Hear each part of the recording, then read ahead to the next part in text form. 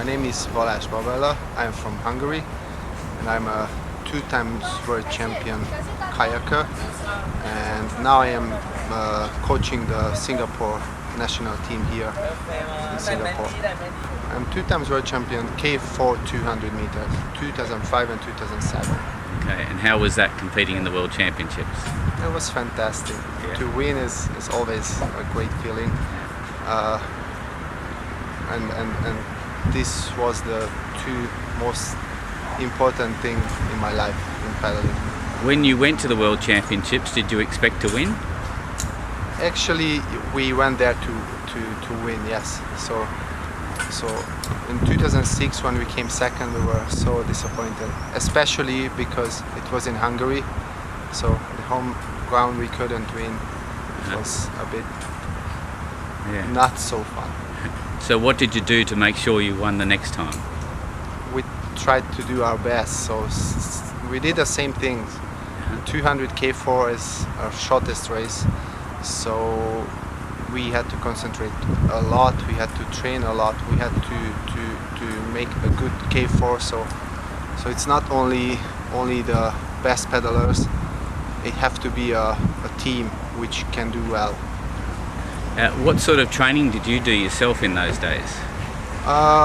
Just before the training, just before the race, it was a bit different as usual. So we did a lot of short sprints with long rest, and sometimes we did some huge resistance training just for a short while, and then after that again short sprints.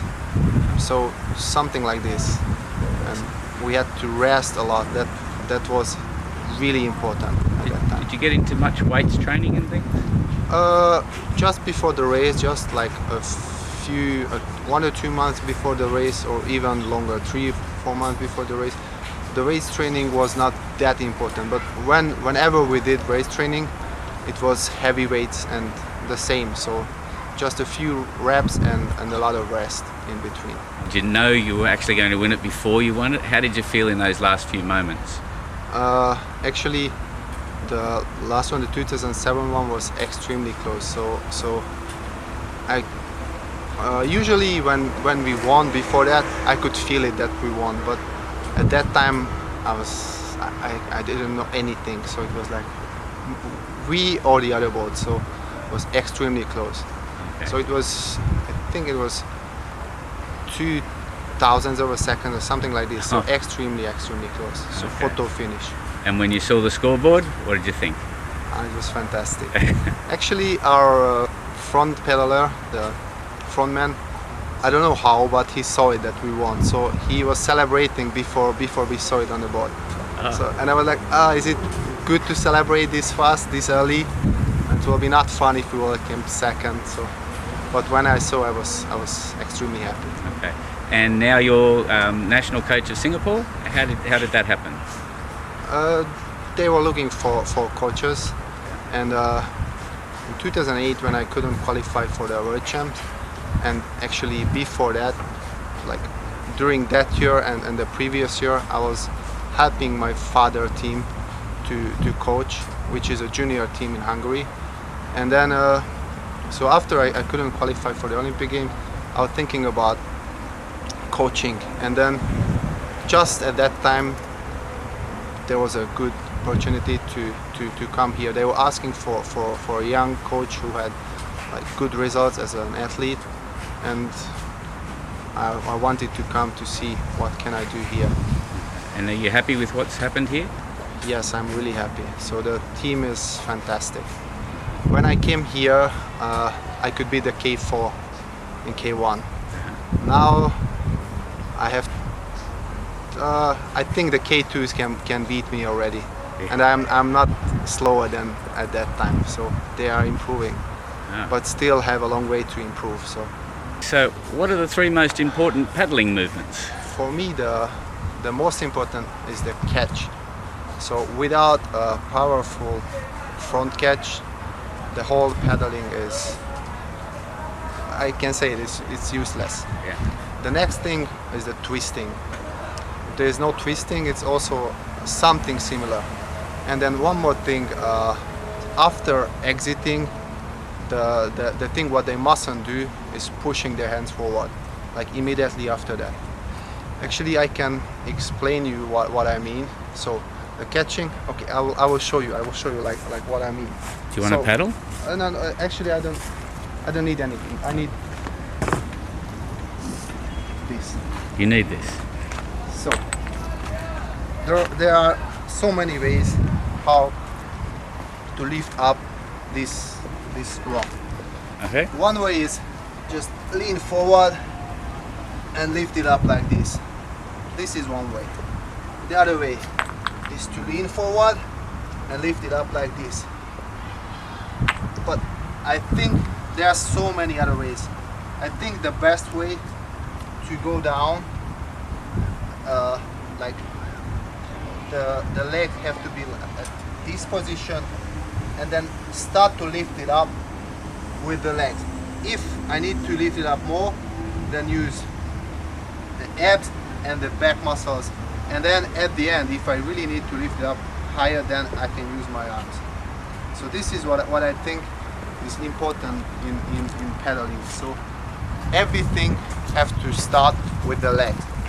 So if the leg movement is correct, and then if this movement is connected to the body, then there'll be no problem.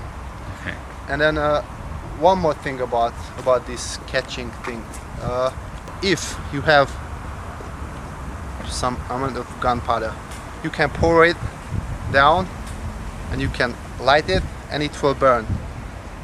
If you can focus this thing in one place, like in a bullet or something, then it will explode.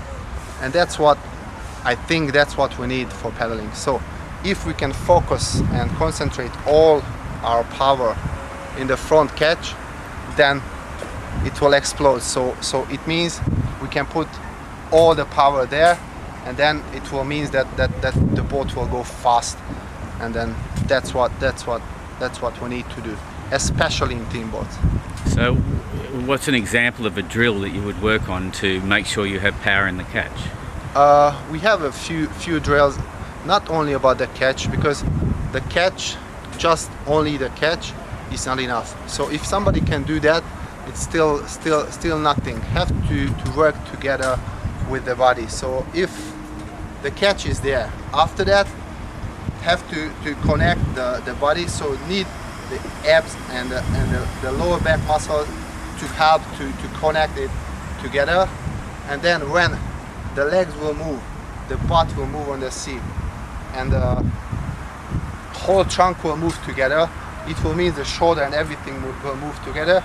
Then the movement will be ready to use. I think this is the most useful one, yeah, which should start with twisting in the air. When you are twisting, you are doing the same motion as when you paddle. Just in the air, it's much easier to do.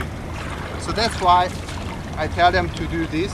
And another thing, when the paddle is not in the water, they feel unstable. And to practice this position, when one of the knee up and the other down, is the best without leaving the paddle in the water. So this is not easy to do. So it would start with this. After that, when they did some twisting like this, like 20 for example, slowly they have to do some catch, but almost nothing. So like this much of the paddle in the water first.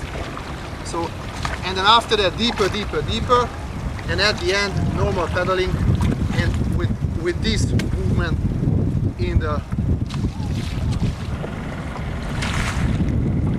After this, and then deeper, and closer to the boat. Hope you enjoyed watching this video cast with Balazs Bobella as much as I enjoyed making it, and please join us for part 2 with Balazs in the next episode.